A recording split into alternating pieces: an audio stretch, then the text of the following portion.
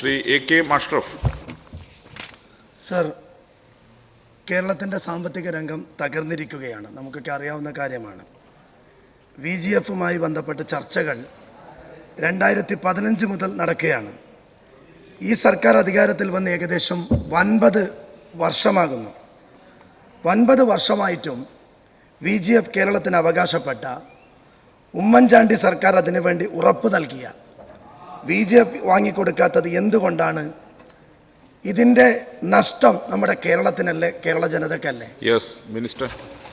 ഉമ്മൻചാണ്ടി സർക്കാരല്ല ഈ പണം തരേണ്ടത്, കേന്ദ്ര ഗവൺമെൻറ്റാണ്.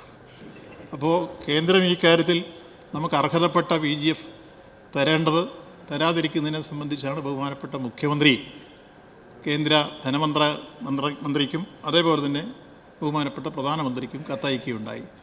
അതിൽ ധനമന്ത്രിയുടെ മറുപടി വന്നു, പ്രധാനമന്ത്രിയുടെ മറുപടി വന്നിട്ടില്ല. Second question.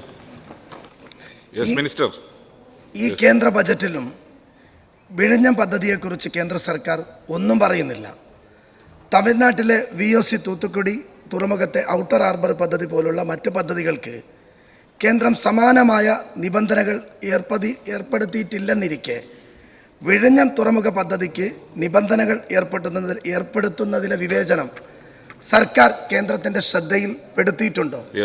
വിഴിഞ്ഞം പദ്ധതിയെ തകർത്ത് BJP ഭരിക്കുന്ന സംസ്ഥാനങ്ങളിലെ പോർട്ടുകളെ സംരക്ഷിക്കാനാണോ കേന്ദ്രത്തിൻ്റെ ലക്ഷ്യം? Yes minister.